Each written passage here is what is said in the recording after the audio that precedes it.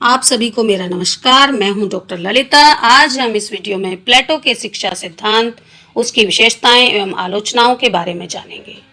प्लेटो के चिंतन का केंद्रीय बिंदु है नॉलेज इज वर्च्यू, यानी ज्ञान ही सर्वोच्च सद्गुण है। अर्थात ज्ञान से ही सद्गुण आता है। ज्ञान का विकास शिक्षा के माध्यम से ही हो सकता है। अतः प्लेटो के द्वारा दी गई शिक्षा व्यवस्था के बारे में हम चर्चा करेंगे।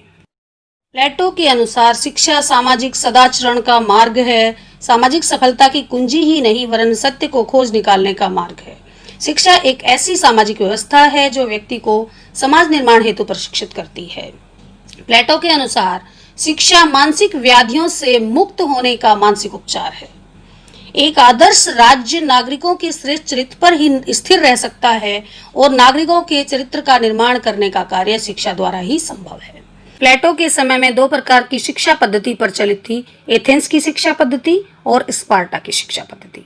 एथेंस की शिक्षा पद्धति में शिक्षा दिलाना परिवार का दायित्व था। राज्य कोई सहायता प्रदान नहीं करता था।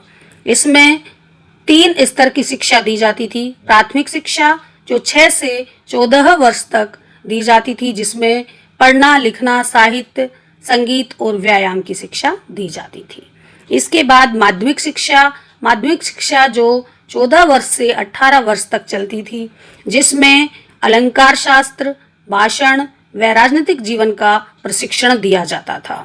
तृतीयावस्था में 18 से 20 वर्ष तक की आयु में सैनिक प्रशिक्षण प्रदान किया जाता था। शिक्षा राज्य द्वारा नियंत्रित न होने के कारण एक व्यक्तिक व्यापार बन गई थी। फलतः शिक्षा बहुत महंगी और सर्वसाधारण की पहुंच में नहीं रह गई थी। स्पार्टा की शिक्षा पद्धति। स्पार्टा में शिक्षा पूर्णतः राजनियंत्रित थी। 7 वर्ष की आयु से बच्चे को माता पिता के अधिकार से राज्य नियंत्रण में ले लिया जाता था। कठोर सैनिक प्रशिक्षण दिया जाता था। स्त्री व पुरुषों के लिए समान शिक्षा व्यवस्था थी। पाठ्यक्रम में व्यायाम व संगीत को प्रमुख स्थान दिया जाता था। ज्ञान या विवेक की शिक्षा को कोई महत्व नहीं दिया जाता था। प्लेटो का शिक्षा सिद्धांत। प्लेटो ने अपनी शिक्षा व्यवस्था का निर्माण करने में उस समय प्रचलित दोनों शिक्षा व्यवस्थाओं से प्रेरणा व सहायता ली।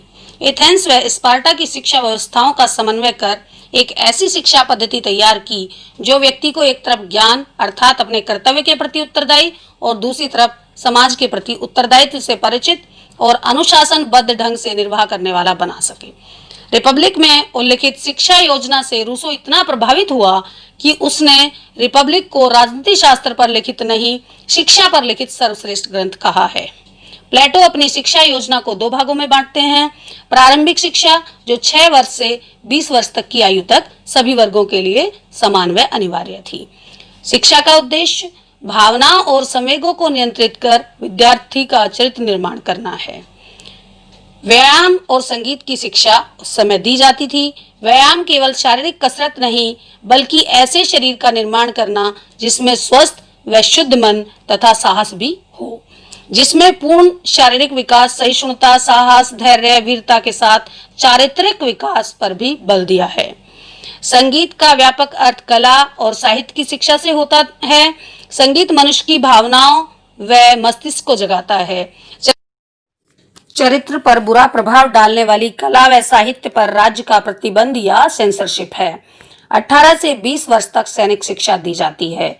उच्च शिक्षा 20 से 30 वर्ष तक दी जाती है। इसका उद्देश्य संरक्षक अर्थात शासक तथा सैनिक वर्ग को प्रशिक्षित करना है। इसके पाठ्यक्रम में गणित, विज्ञान, तर्कशास्त्र एवं ज्योतिष आदि विषय रखे गए हैं। प्लेटो गणित के ज्ञान, विशेष रूप से रेखा गणित के ज्ञान पर अत्यधिक जोर देते हैं। प्लेटो की अकादमी के द्वार पर लिखा गया था कि ज्यामिति या रेखा गणित से अपरिचित किसी भी व्यक्ति का यहाँ प्रवेश वर्जित है। 30 वर्ष की आयु तक चलने वाले इस पाठ्यक्रम की समाप्ति पर परीक्षा द्वारा चयनित विद्यार्थियों को अगले 5 वर्ष द्वंद्व व दर्शन की शिक्षा दी जाती थी, जो आगे चलकर शासक बनेंगे। परीक्षा में असफल रहने वाले विद्यार्थी सैनिक बनेंगे। 5 वर्ष के गहन अध्ययन के बाद भावी शासकों को 15 वर्ष तक शासन के विभिन्न पदों पर कार्य करने की व्यवहारिक शिक्षा दी जाएगी। इस प्रकार संपूर्ण उच्च शिक्षा का क्रम 50 वर्ष की उम्र तक चलेगा। इसमें सफल होने वाले विद्यार्थी ही प्लेटो के विचार से दार्शनिक शासक बनेंगे। प्लेटो की शिक्षा व्यवस्था की विशेषताएं। राज्य नियंत्रित एवं अनिवार्य शिक्षा होगी। स्त्री और पुरुष के लिए समान शिक्षा व्यवस्था प्लेटो ने की है। व्यायाम और संगीत की शिक्षा पर समान बल दिया है।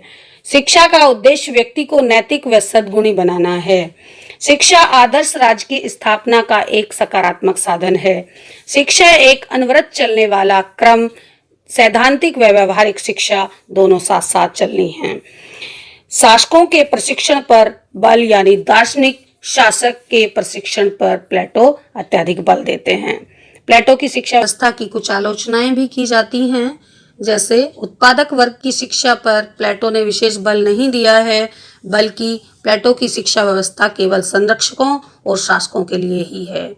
गणित व दर्शन को अत्यधिक महत्व और साहित्य तथा कला की उपेक्षा करता है। प्लेटो कवि और कलाकारों को राज्य के नियंत्रण में रखने का प्रयास करता है, जबकि कला की सृजनात्मकता के लिए स्वतंत्रता बहुत ही आवश्यक है। राज्य नियंत्रित शिक्षा व्यक्तिगत स्वतंत्रता के लिए घातक है, यह केवल राज्य का विकास करती है। प्लेटो की शिक्षा व्यवस्था अत्यंत लंबी प्रक्रिया है। स्त्री पुरुष की समानता के बावजूद समान शिक्षा उचित प्रतीत नहीं होती है। प्लेटो की शिक्षा सर्वाधिकारवाद को जन्म देने वाली लगती है।